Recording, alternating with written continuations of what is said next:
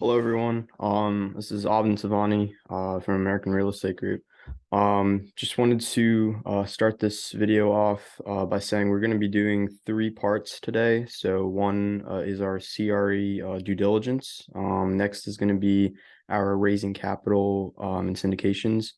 And lastly is going to be our property management video as well. So just follow up, the property management is kind of linked to the asset management, which was done earlier in the week. But yeah, so I just wanted to continue that. And actually, um, let me think about this a little better. So let me structure this. So property management and asset management will be like back-to-back days. So then how about this? So we're gonna do CRE due diligence today, and then follow up with raising capital and syndications, and then lastly finish off with underwriting. So those three things I think can kind of fit well towards the end of the week, and we can kind of get back into the week next week, just following up with the other things. So yeah, let's start out with CRE due diligence. So due diligence is a very complicated process, and it entails a lot of moving parts, especially when you're under contract. So just to start it off, I mean, it encompasses like the underwriting phase, right? So your acquisitions or underwriting team is going to have to source these deals, underwrite these deals, talk with the brokers, negotiate purchase price, meet on site, do on site visits, and then go through the entire closing process. So that's from submitting the LOIs, getting those accepted, submitting the PSAs, getting those accepted. If the broker requires a pre-qual letter from the lender, then you're going to have to submit that too. So you want to simultaneously communicate with both the broker and the lender, just so that everybody's on the same page. And especially with like interest rates right now are really high. But I mean, compared to like 20 years ago, it's nothing compared to that. But in my opinion, they're still kind of high at the moment. So borrowing debt is really expensive. So always ask like if the seller is open to like seller financing or some creative solutions, right? That's always a great way to finance deals, and just a way to get into deals in the first place, right? So yeah, so always ask like if the seller's open to that. Um, and then as far as like the other stuff, you always want to get those property condition assessments, so PCAs, sorry. And you want to make sure you're doing all of your environmental phase one, phase two reports. If it's like in a flood zone, you got to make sure it's not in a flood zone. Otherwise, you need flood insurance. And then doing your mold and kind of like home inspection or property inspection, make sure that you find and screen a good inspection company to do that. And then as far as like the legal entitlement and insurance phase, always need to get property insurance. Make sure you're communicating with your title company to do the title report, and the escrow company to make sure all the funds are being deposited in the right manner, right? So that's that. And then if it's like a larger project, like a multifamily, like lots of units, then you really want to make sure that your leases are consistent, make sure that what leases you're offering are consistent throughout, just to avoid like for obviously like the TI can be something that you can negotiate with them. And obviously tenants are going to want to negotiate lease terms. So you got to be open to that. But for the most part, the other terms in the lease agreement, such as like insurance certifications, financial statements, commissions, abatements, all of that should be kind of consistent. Yeah, and then construction documents. So if you are hiring a outside general contractor or a lot of vendors, third-party vendors, you want to make sure that all of those are in line and that you're putting together a good business plan, So all of this kind of starts from day one. Like once the property goes under contract, you want to start this phase like right away. You want to make sure that your design phase, your implementation phase is really seamless, and make sure that it flows nicely from the closing process until the construction period, right? So always communicate with like architects and engineers to explain your plan to them, what you're trying to accomplish with this space, solve any issues with this space. So that really solidifies like people actually like investing into it. So even when you're like raising capital, you can explain these processes to them, and that will ensure more trust and more credibility. So yeah, and then always like the engineering phase should be done, like soil studies, geo like technical studies, utilities, and then planning and design as well. So let me share this checklist. Let me share my screen with you so you guys get a better overview of what it looks like. So yeah, 1 second. All right, awesome. So I just wanted to give a quick plug to one of my like companies that I kind of looked up to like when I started my real estate journey. They're really big on just like underwriting and just like modeling a lot of deals, and that really helped me just see that like holistic approach to like any deal. So this company, Adventures in CRE, they're head owners, Spencer Burton, Michael Belasco, and a few other people. They do a great job of just explaining all the different situations in real estate, through their models, obviously. So they have a bunch of like real estate models that you can check out. And it goes beyond just like the underwriting. It goes like into the due diligence. It goes into other aspects like the leases, the debt side of it, right? So they have a lot of different cool models that you can check out. So yeah, definitely check them out. They're a great company. So yeah, so let's get into this. So obviously due diligence is an overarching phase within any type of acquisition. It has a lot of tasks to go through. It's kind of tedious, and you want to make sure that all the roles and responsibilities are well defined and laid out. And you're making sure that you're communicating and following up with your team about these different aspects, right? So I would say a majority of it does kind of go through both the acquisitions and underwriting team and the asset managers, right?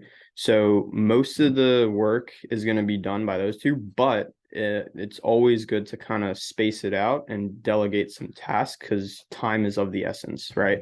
So you're in the contract, you probably got like 60 days to complete all of this. So time is pretty much ticking right when that contract is signed. So let's go through this so we know like exactly like what to do in each scenario. So here we have kind of like the due diligence team. It can be consisting of your acquisitions underwriting team, the asset managers, the development project managers, and the property managers. If there's other people on board, you can also tell them about it and put them on this list as well. So here we kind of have it spaced out in the data validation tab, the different property types, the team members, so you can always go and change those and add more. And as that list goes through, it's kind of goes into this drop down menu right here as well. So that's really cool. So yeah. So let's go into this right here. So the underwriting phase, you're going to be like pretty much just doing that initial discovery call with your broker or directly to the seller. So you want to do that initial discovery call just to learn more about the property, discuss the OM, the offering memorandum that they submitted on their website, and just kind of go through that and ask a lot of good questions about the property itself, the condition that it's in, when was it last renovated, how is the property management team currently doing. So ask a lot of great questions about that, and you want to learn the area. Like that's a vital aspect right there. Just learn the area better. Ask about like, why is this location attractable to other tenants, other businesses, so that you can actually put together a solid property that actually cash flows, right? So yeah, that discovery call is really important. So then it's all about following up, right? So in between that time, always do a little bit of preliminary underwriting.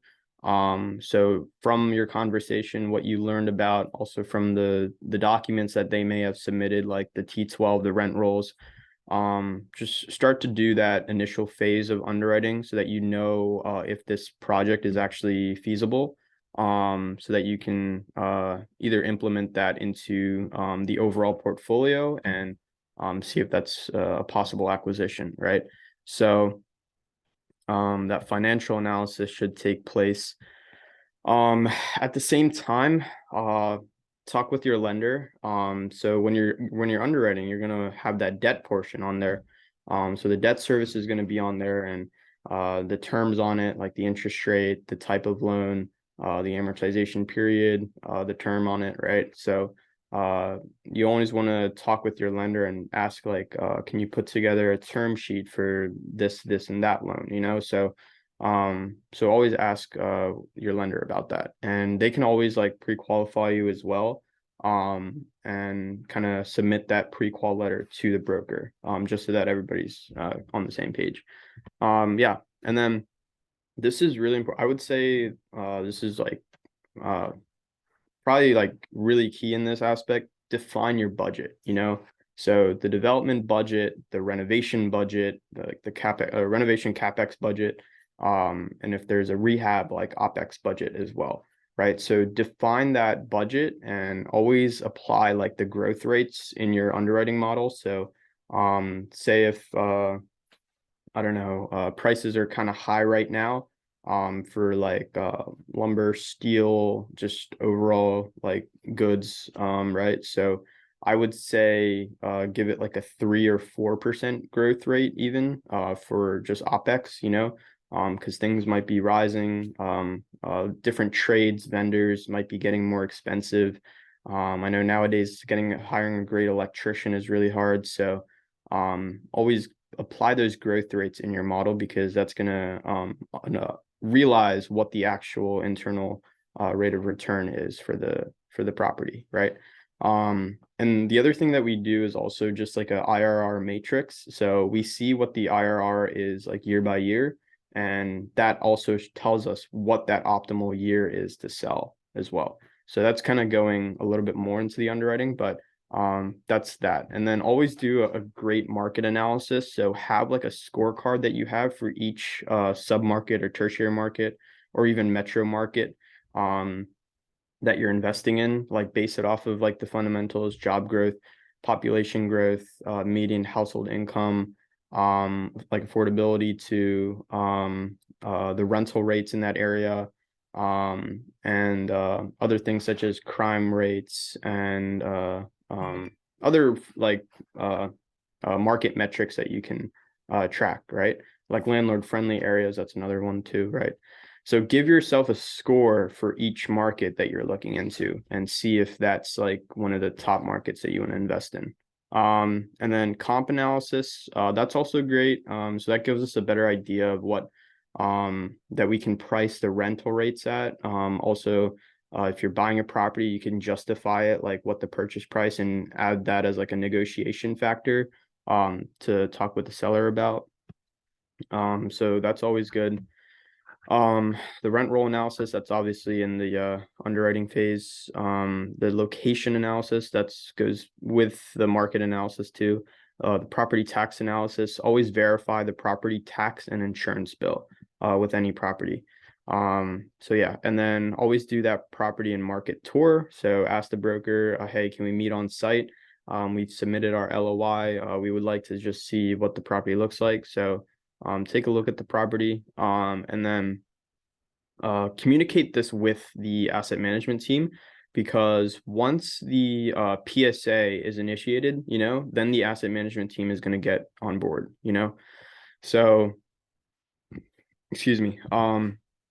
always make sure that deals are kind of properly being conveyed between teams. So that can really alleviate a lot of stress and make people more prepared to take on a project, right? So this negotiation phase, this is really important. So LOIs, PSAs, earnest money deposits, closing. So always get your escrow company, verify your escrow company that they're actually like a good solid company, like verify like their routing number, their bank accounts, right? Like make sure that they're a solid company that you can rely on, right? So yeah, that's the negotiation phase. The property condition. So always get that PCA. That's vital for any property. You need that.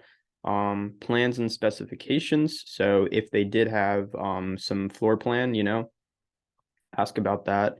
It's probably going to be in the OM anyways. So yeah, and then flood map. So do a FEMA flood analysis, just look on some websites and see if that property is in a flood zone. So if it's a risk to be taken on or if you need flood insurance, because that's an additional expense. Seismic reports, capital spending analysis. So yeah, so this is where like the CapEx budget comes into place.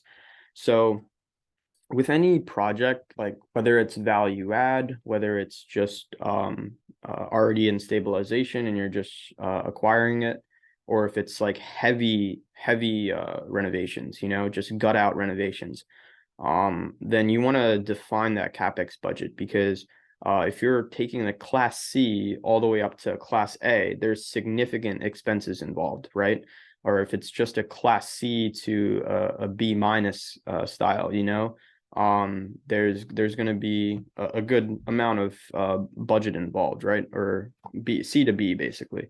So yeah, always define that budget. There's going to be a lot of moving parts in that. So you just want to make sure all the vendors and third parties are properly communicated and kind of contract negotiations as well with them as well. So yeah, also ask the broker if the property is like ADA or code compliance, because you'll probably need to implement, let's say, like a handicap ramp or some other aspects that need to be or meet those codes, right? So that's that. And then engineering report. So that's always important because you don't want to be in a contaminated area. Or actually, no, sorry, that was for environmental. You don't want to be in a project that structurally may not work, So always communicate with your engineers on that and make sure you get a good report done for that. Geotechnical, I'm assuming this is more with the engineering aspect of it as well. So yeah, just talk with your engineers about that. And then maintenance logs. So usually for any property, we have like maintenance request flows, So we have like all the people who are like on site or working at a property. They're effectively communicating with our property management team and submitting any requests that need to be fulfilled. So kind of keep a track of that too for each property, like how many requests have been submitted and what is the description of those requests, So if they're kind of like unnecessary, then just hey, communicate with the people that are working there that and say that hey, these things although they're somewhat important, we may not need it at the moment, So just effectively communicate that. Utilities in place. So always make sure that your water, sewer, and electricity, everything is kind of working smoothly. Area calculation. So this may entail like a floor area ratio, or trying to get like air rights for a building. So floor area ratio, if you're not familiar, is within a lot, how much building is taken place of that, So if you have a lot that's let's say 1,000 square feet, and you're building a 500 square feet building on it, right? So then your floor area ratio would be 50%, right? Or 0.5. So yeah, so some stuff about that. Always ask about like easements, setbacks. Those are also great to know about. Inventory of personal property. So if you already have like stuff that is like stored in like a warehouse, or you already have that can be utilized within this project, make sure you take good account for that, and also tell your team about that, because that can really help. Parking analysis. So if you are developing more parking, or the project that you took on did not have enough parking, you want to make sure you get permits for that, and then contact the right company to develop that. So for environmental, these are really important. So the phase 1 report is just going to be kind of a historical desktop report.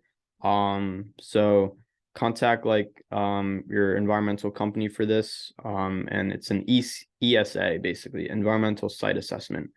So they're going to do that phase 1, phase 2 report for you, trying to get it more ESG certified too, so that includes indoor air quality, the usage of like the interior personal property, and overall carbon footprint that the building is emitting, right?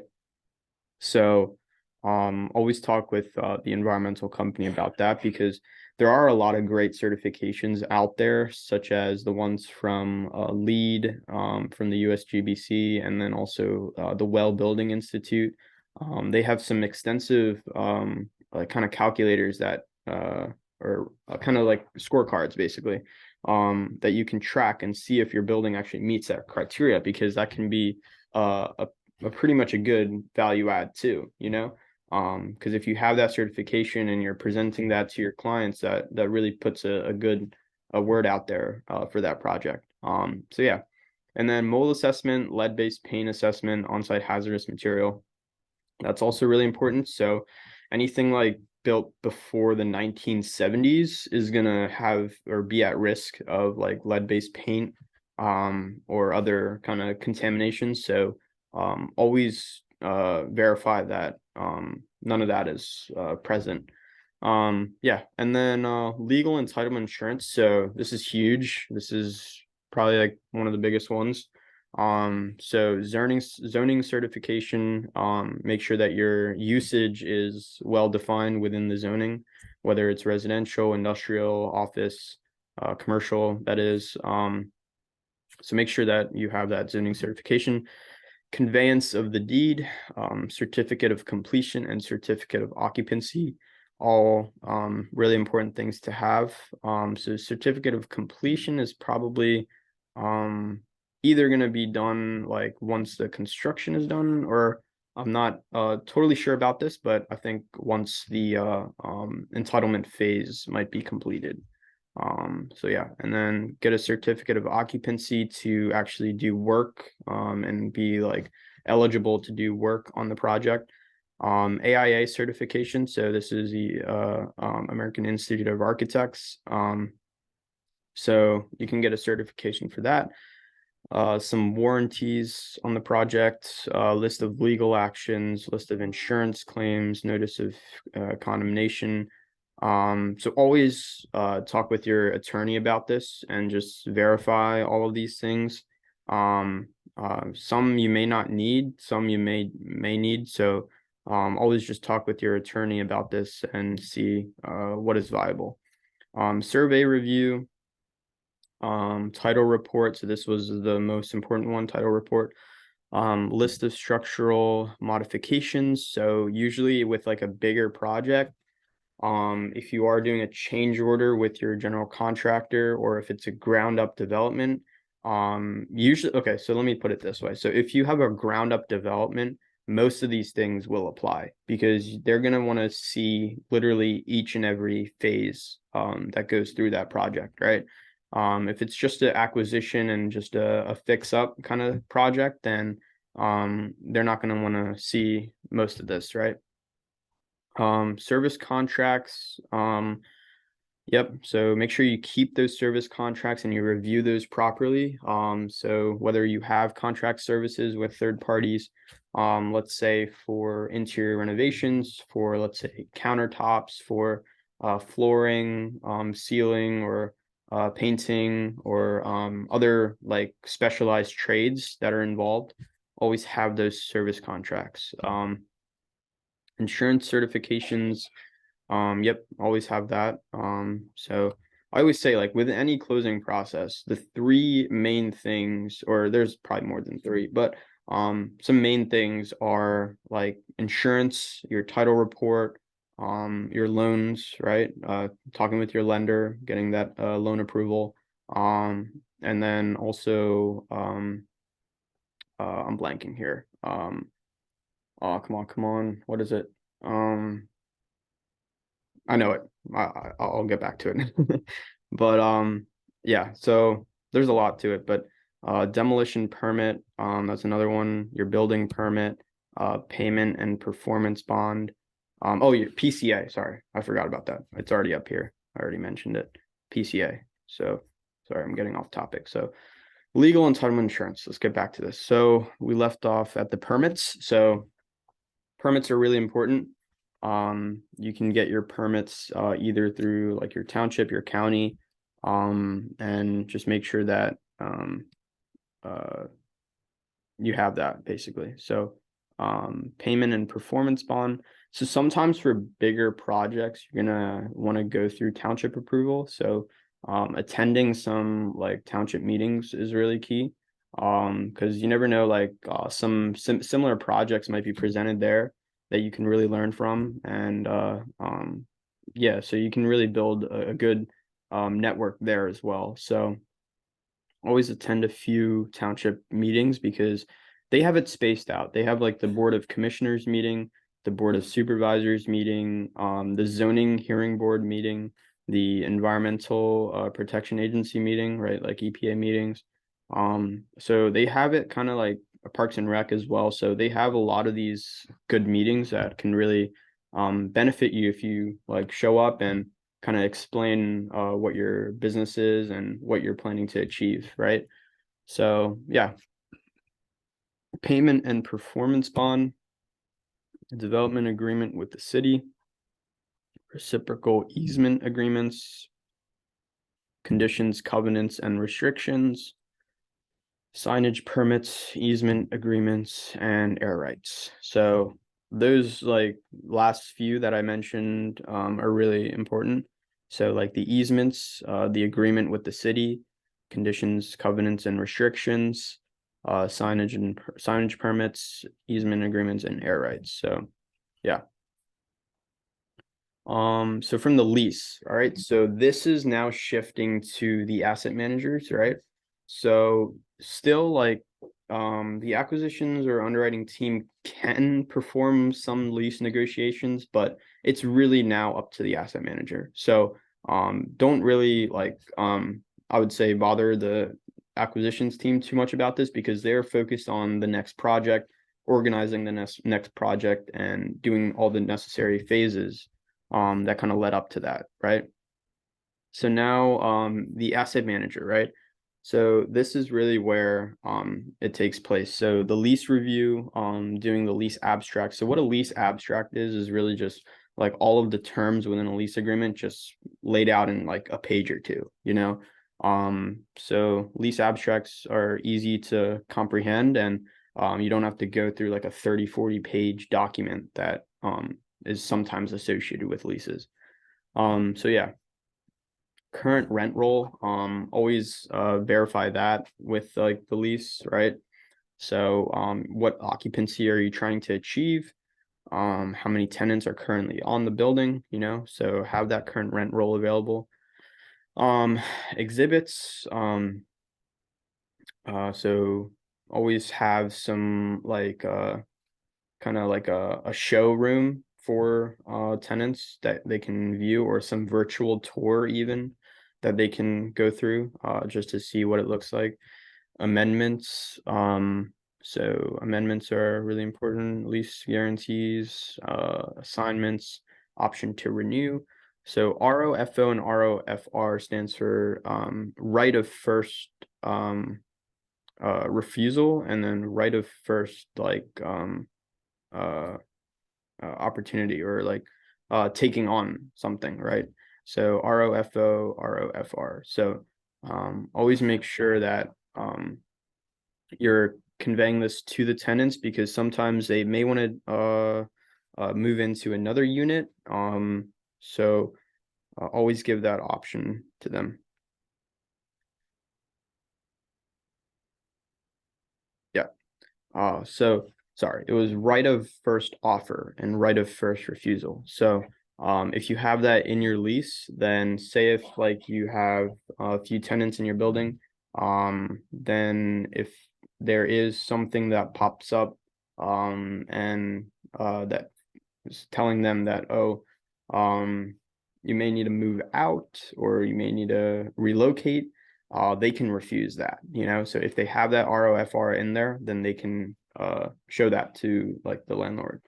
So, and same with the right of first offer too. So if they want to move into a nicer unit or relocate to a nicer unit, then they have that option as well. Lease commencement, so this is when the lease begins. Exhibits, again, exhibits is twice, I don't know why. Tenant improvements, so TIs are really important. So basically, like anything that the tenant wants to do still has to get approval from the landlord. So you want to make sure that they're not doing something like crazy or something that could devalue like the unit, you know? So always verify that, because this is your property. You want to make sure that tenants are taking good care of your property, and that they have like a good business as well, that could benefit the property too. So this always, if they have a good business, right, they'll be able to pay rents, they'll be able to stay longer in the property, right? So it all goes down to like the communication and relationship that you have with them, because you want to make sure that like the tenant mix is solid, right? So tenant improvements, sometimes they may want to do something with the flooring, the walls, adding fixtures, or kind of doing stuff with like the structure of the building, right? So whenever they add like fixtures, so fixtures are like personal property basically. So at the time when they move out, they're gonna have to remove it and repair any like holes or damages that they did with like the walls, right? So yeah, that's that. And then subleases. So subleases is when you have a tenant in the building, but the tenant wants to lease out space to a subtenant, right? So then they would get a sublease drafted. Yeah. And then insurance certifications, financial statements, commissions, so abatements as well. So this would be rent abatements would just be concessions. So this is like free rent that you're offering. And then copy of standard lease form, copies of pending lease proposals, and schedule of security deposits. So security deposits are really important, because this is security deposit. If you're not familiar, it's just money that the tenant makes, or the money that the tenant pays to the landlord as like more like validation, you know? So if they pay like the first 2 months of rent to the landlord, that gives a good credit worthiness to the tenant. And always security deposits are returned once the tenant leaves the building to the tenant. So it's kind of like your escrow in that sense, right? So your earnest money basically. So it acts the same way. Yeah. And then so now we're going into construction. So asset managers can perform the construction management role.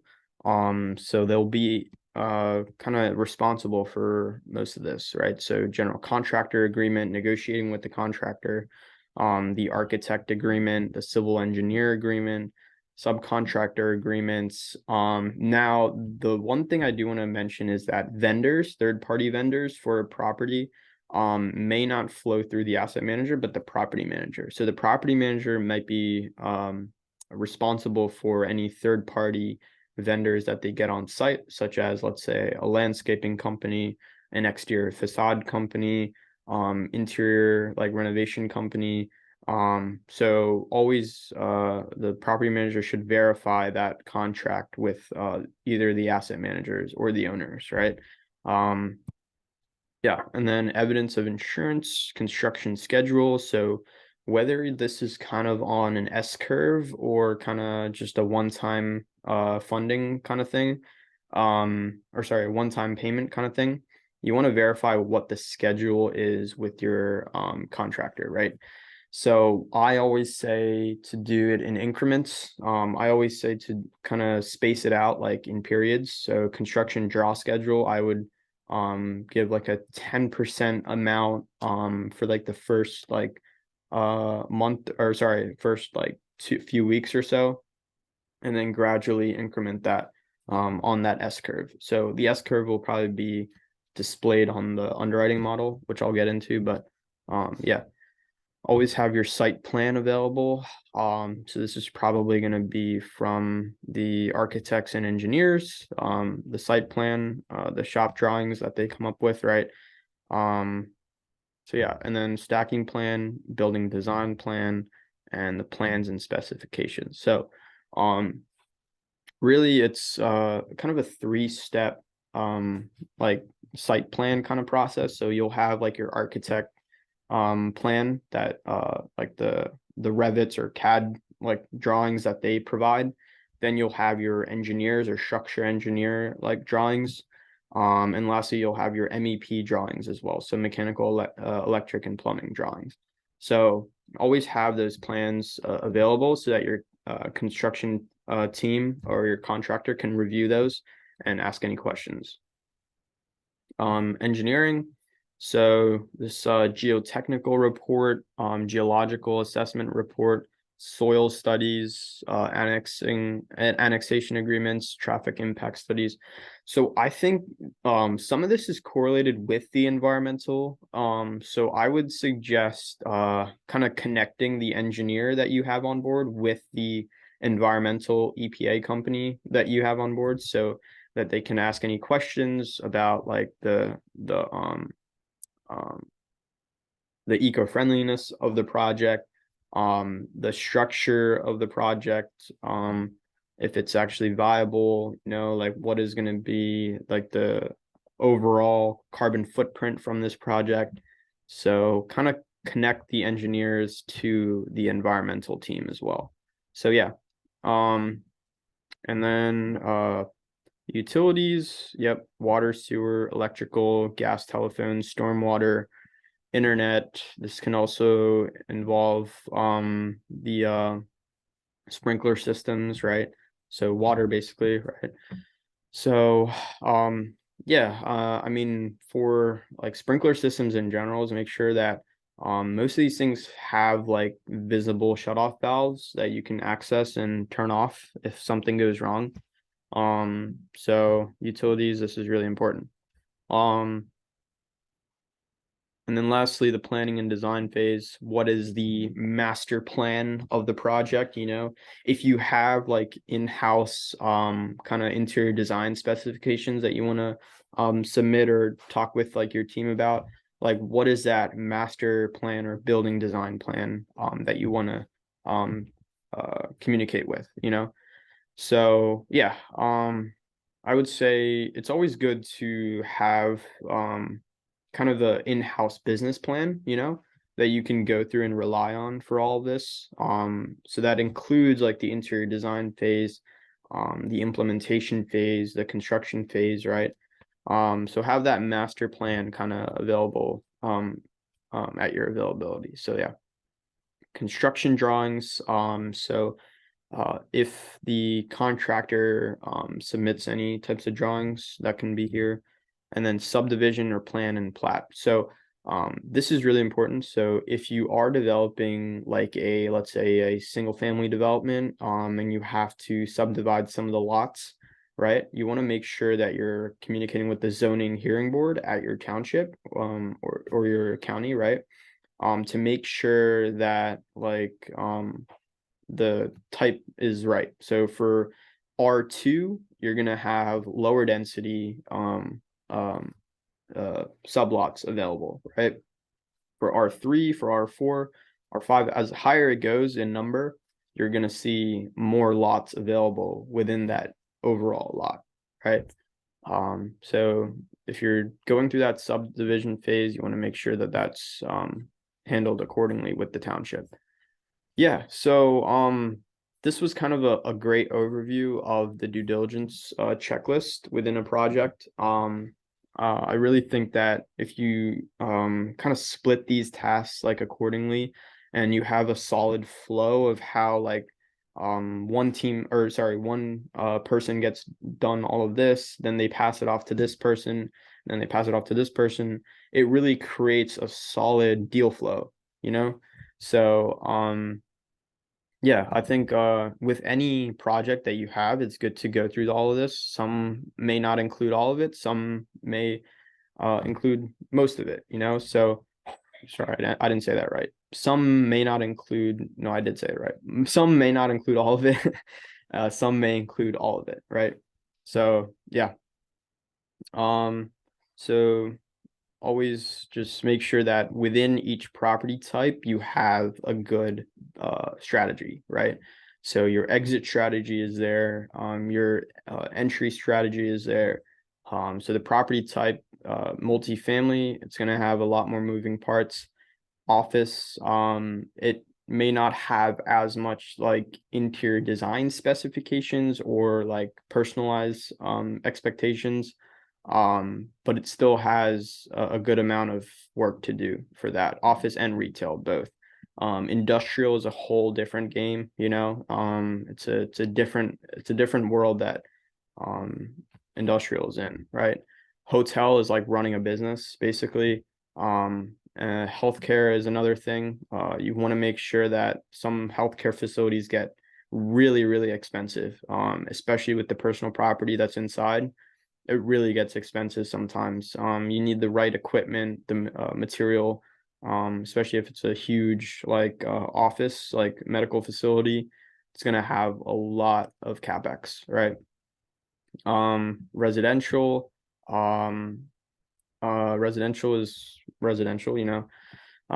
It's a lot of consumer preference. I'll put it that way. So you want to make sure that whoever you're presenting this project to or you're selling it to, that they're on board as far as what type of interior that they want, you know.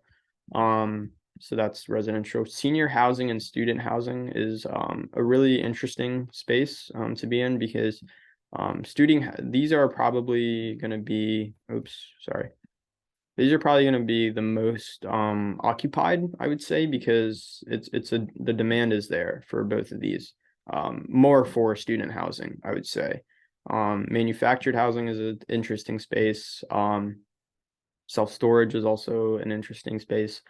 So yeah, each of these are going to entail a different business model strategy. So make sure that you're doing proper research into that, and putting together this due diligence plan for that as well. So yeah, this was a quick overview of that. Thank you guys for listening. The next video is going to be about raising capital and syndication, so look forward to that. And thank you guys for tuning in. If you have any suggestions, things that maybe I missed out on this checklist that I can maybe add, feel free to let me know. You can also reach our company, argdesignbuild.com. That's pretty much our interior design company, our property management and construction management company that we have. So definitely reach out to that, and feel free to kind of book us an appointment, and we'll happily talk with you guys. So yeah, yeah, definitely. All right, thank you guys for tuning in. Have a good one.